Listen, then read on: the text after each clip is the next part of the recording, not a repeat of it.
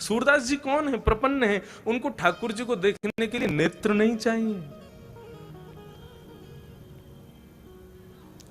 परम सत्य श्रीनाथ जी का नाम उनके हृदय में विराजमान है, उस नाम से ही वे दर्शन कर लेते हैं। श्रीनाथ जी कैसे? सूरदास जी महाराज अपने कुटिया में बैठ करके भजन करते थे, और जब वे पद गाते थे तो पद सुनने के लिए श्री जी बाबा का जैसे ही शयन होता था, शयन होते ही श्री जी बाबा तुरंत आ जाते थे और आकर के बाहर कुटिया के बैठ जाते और बैठ करके वहीं बैठे बैठे श्रवण करते जो भी सूरदास जी गाते, वापस लौट जाते। सावधानी से सुनना। एक दिन श्री जी बाबा ने मन में भाव रखा कि भैया आज गोसाई जी जल्दी हमको पौड़ा दें भोग लगा के। तो गोसाई जी तो कपाट बंद करके जाते थे दोपहर के, लेकिन ठाकुर जी जंगला में से कूद के भाग जाते थे, सूरदास जी की कुटिया पे जाके बैठ जाते थे। एक दिन ठाकुर जी जाने लगे तो श्री जी ने हाथ पकड़ लिया ठाकुरानी ने। कहां जा रहे हो? बोले हम जा रहे हैं एक जगह पे। बोले कहां जा रहे हो, मुझे सही बताओ। बोले एक भक्त है, उसको दर्शन देने के लिए जा रहे हैं। बोले हम भी चलेंगे साथ में। अरे तुम मत चलो, तुम क्या को जाओगी? तुम जाओगी तो फिर पता नहीं उसको समझ पाओगी नहीं समझ पाओगी, क्या भाव आवे समझ थोड़ी आता है। राधा रानी बोली या तो हमें लेके चलो, नहीं तो आज हम तुम्हारी गोसाई जी से शिकायत कर देंगे कि तुम पौड़ते नहीं हो, तुम भाग जाते हो दर्शन देने के लिए। ठाकुर जी अर्चावतार में जब विराजते हैं ना तो अपने अर्चक से डरते भी हैं।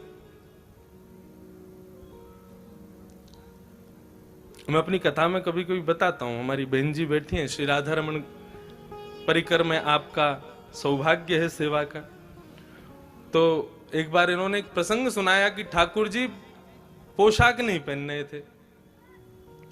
श्री राधा रमन जी पोशाक नहीं पहने, जबकि बिल्कुल सही था, नाप भी बिल्कुल लेकर के रखा था, लेकिन फिर भी कभी कहीं से ऊंची, कभी कहीं से नीची, कभी कहीं से भारी। सब गोस्वामियों ने प्रयास कर लिया, लेकिन ठाकुर जी ने पोशाक नहीं पहनी। तो आपके जो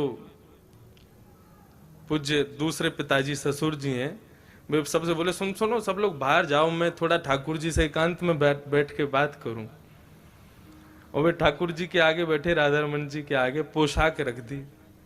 तो बोले अच्छा, तो आज आपको पोशाक धारण नहीं करनी है, क्योंकि हमें पता है नाप तो बिल्कुल ठीक है और पोशाक भी बिल्कुल अच्छी बनी है, लेकिन पता नहीं आपकी क्या इच्छा है, परेशान करने के मूड में हो।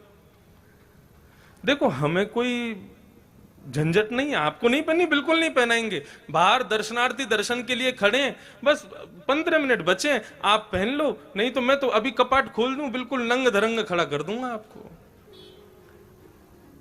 आज हरि देखे नंगम नंगा, फिर तो सब हो करेंगे आपको देख के।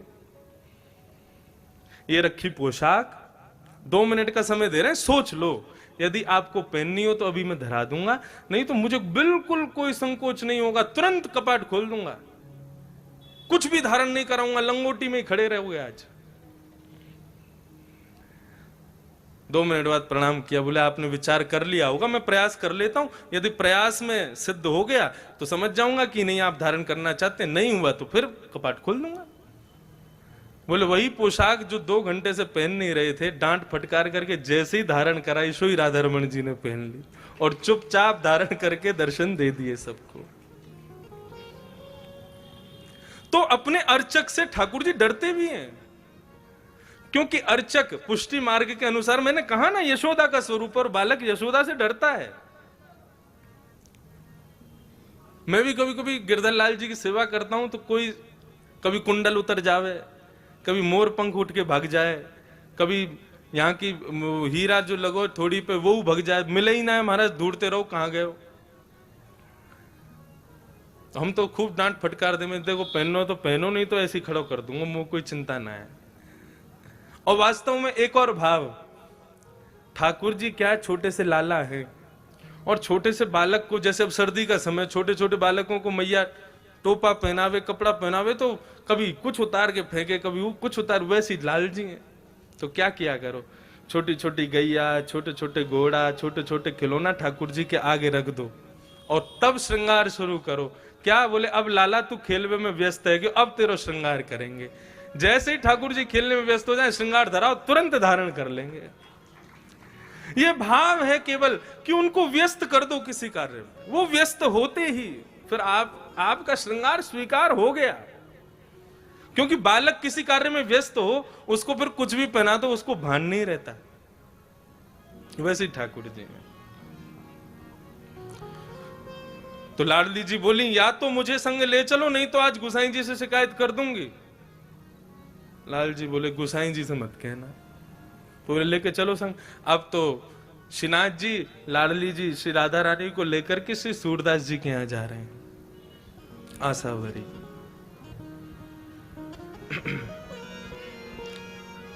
सूरदास जी की कुटिया में जाकर के दोनों प्रिया प्रियतम अविराजित हुए हैं और दोनों इतने भाव से सूरदास जी के पद को श्रवण कर रहे हैं, लेकिन सूरदास जी को नहीं पता कि ठाकुर जी मेरे सामने बैठे हैं। पद का गान करते करते करते करते करते दोनों प्रिया प्रियतम ऐसे भावावेश में आ गए कि भूल गए कि हमें वापस दर्शन देने जाना है।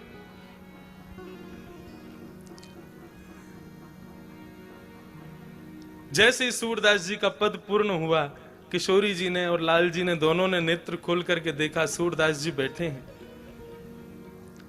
किसी कार्य के लिए उठने लगे, कहीं जाने लगे, तो दोनों उनके पीछे पीछे चलने लगे।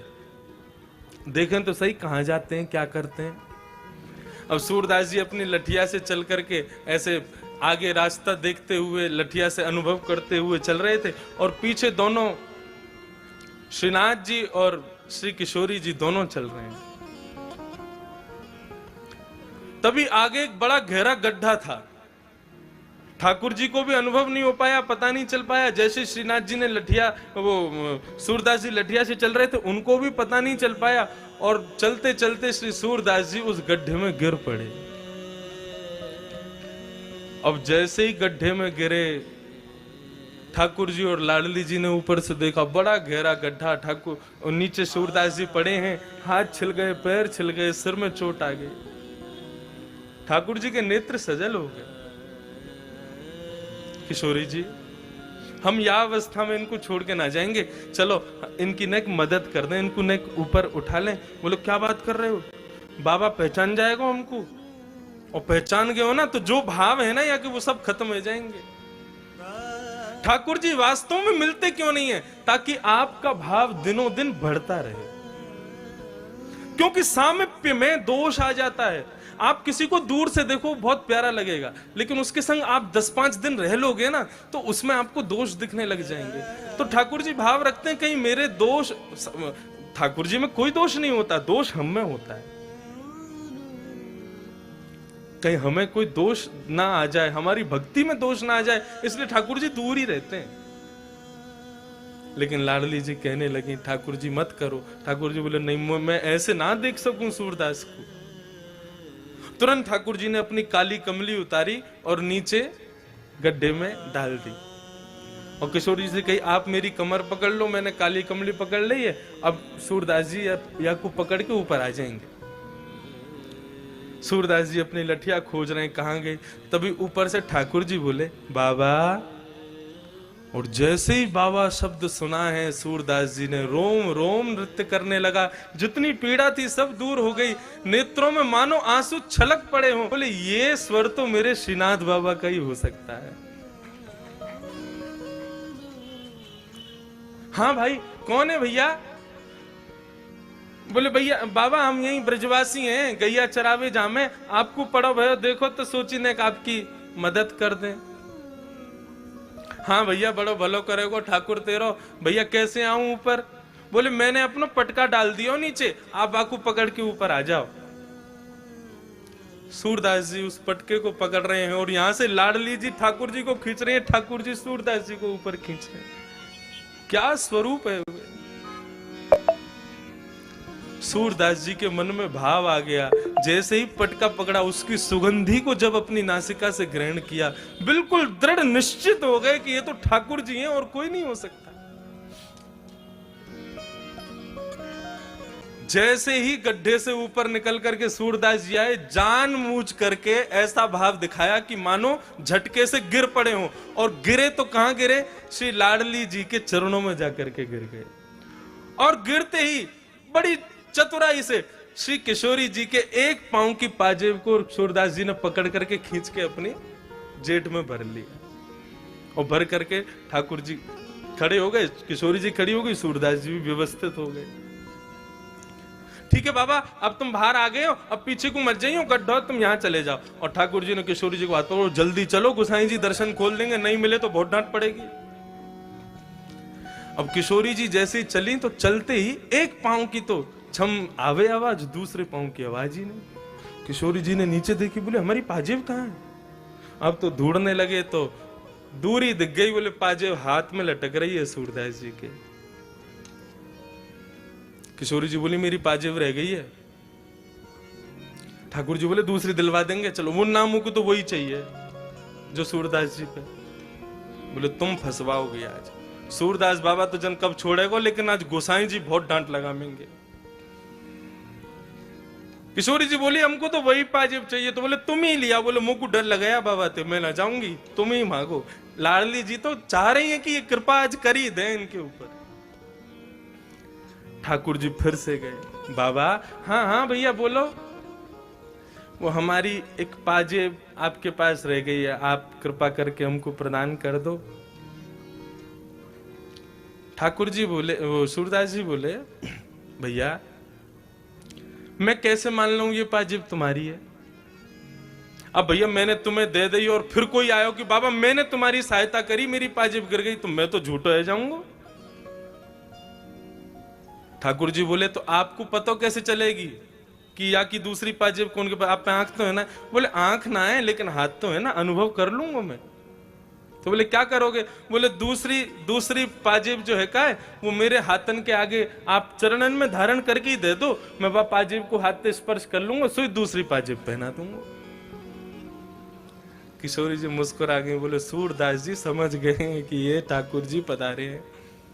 ठाकुर जी बोले आओ।